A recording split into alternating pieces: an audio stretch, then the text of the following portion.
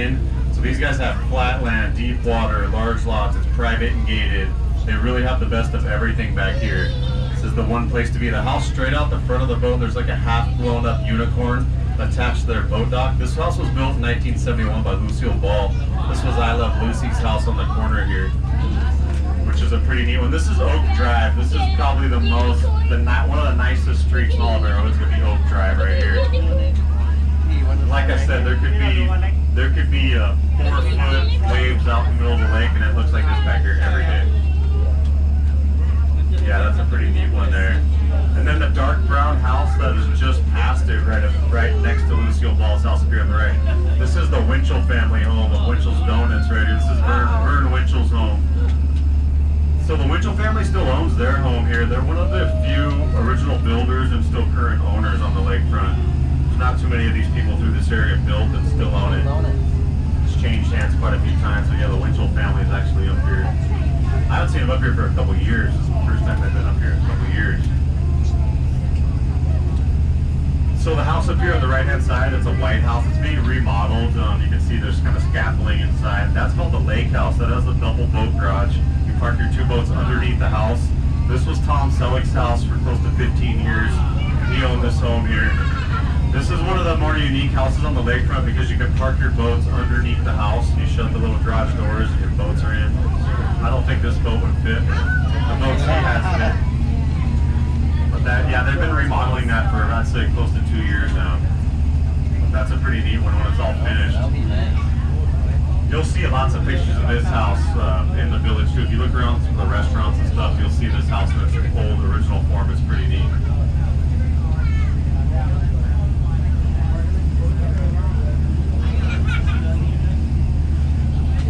And then the house with the brick lower and the white upper, just around the point here, this was Liberace's home back here. Liberace was a pretty wild, flamboyant piano player from the 1970s. If you're not familiar with Liberace, he makes Elton John and Prince look really mellow. He is a wild guy. So he had 2 wooden boats in his boat dock out here. There are 2 Chris Craft boats painted full piano keys all the way around. And on the back of the boats, they were named Treble and Clef, and they would just race around the lake.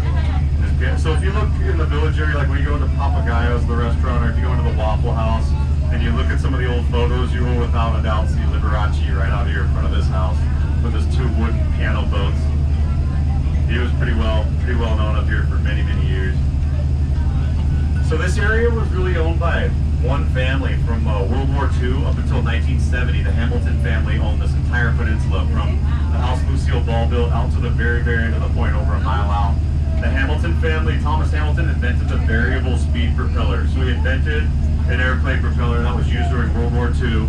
It allowed the American planes to fly much further on less fuel, less engine stress. It revolutionized the war so much for the United States government that they gifted Mr. Hamilton this entire peninsula after the war. They gifted it to him for his contributions to the war. This is what he wanted, was this piece of land, so this is what they gave him. He hung on to it until 1970 when the family subdivided it. They turned it into 103 lots and they named it Point Hamilton. They named it after the Hamilton family. His company was called Hamilton Air, so it's called Hamilton. But this, like I said, this is the place to be on the lake, is this area right here.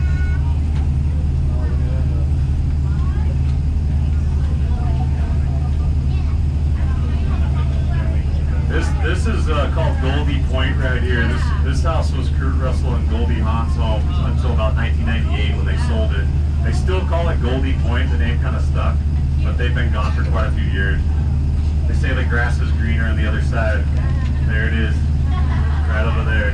The gray house in the back there with the really tall peak and the several windows, that's Mike Kelly's home. He invented Kelly Blue Book. That's the Blue Book house back there. So a lot of like celebrities from that era, like the 70s, early 80s, they bought this neighborhood because that's when it became available. This was the hot spot to be. So a lot of personalities and kind of celebrities from that time frame bought back here and built. This was Priscilla Presley's home right here with the American flag in front. This whole area is kind of loaded with that time frame celebrities and different types of personalities.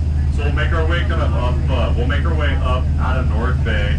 We'll wrap around the point. We'll head into Blue Jay Bay, which is really neat. We have the island back there. Blue Jay Bay has the largest houses on the lake. They make all of these homes look tiny.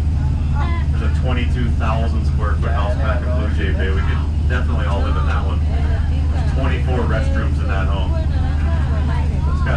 1,000 square foot underground parking garage with 22 cars under the house with a turnstile, so you never have to back out.